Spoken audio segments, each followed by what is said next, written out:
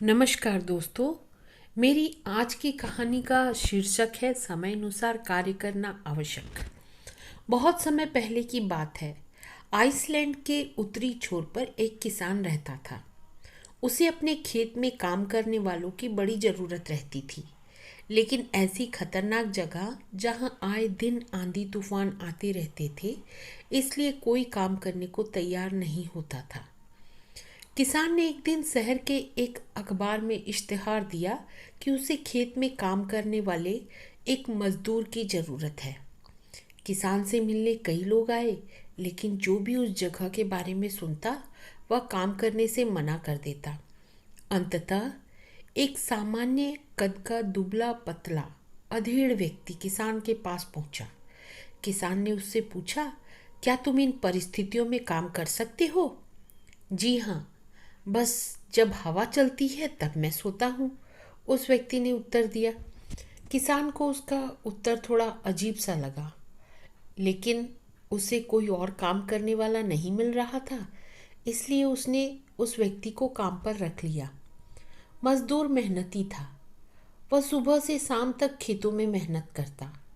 किसान भी उससे काफ़ी संतुष्ट था। कुछ ही दिन बीते थे कि एक रात अचानक ही जोर जोर से हवा बहने लगी। किसान अपने अनुभव से समझ गया कि अब तूफान आने वाला है। वह तेजी से उठा, हाथ में लालटेन ली और मजदूर की झोपड़ी की तरफ दौड़ा। जल्दी उठो, देखते नहीं तूफान आने वाला है। इससे पहले कि सब कुछ तबाह हो जाए, कटी फसलों को बांध कर ढक दो और बाड़े के गेट को भी रस्सियों से कस दो, किसान चीखा। मजदूर बड़े आराम से पलटा और बोला, नहीं जनाब, मैंने आपसे पहले ही कहा था कि जब हवा चलती है तो मैं सोता हूँ। यह सुन किसान का गुस्सा सातवें आसमान पर पहुंच गया। जी में आया कि उस मजदूर को गोली मार दे, पर अभी वह आने वाले तूफान से चीज़ों को बचाने के लिए भागा। किसान खेत में पहुंचा और उसकी आंखें आश्चर्य से खुली रह गईं।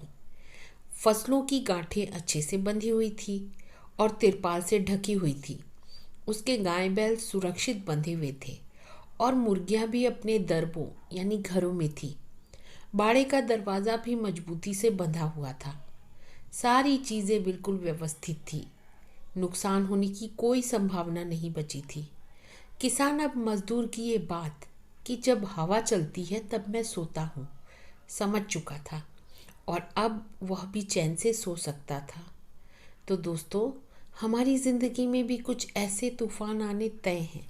ज़रूरत इस बात की है कि हम उस मज़दूर की तरह पहले से तैयारी करके रख लें, ताकि मुसीबत आने पर हम भी चैन से सो सकें।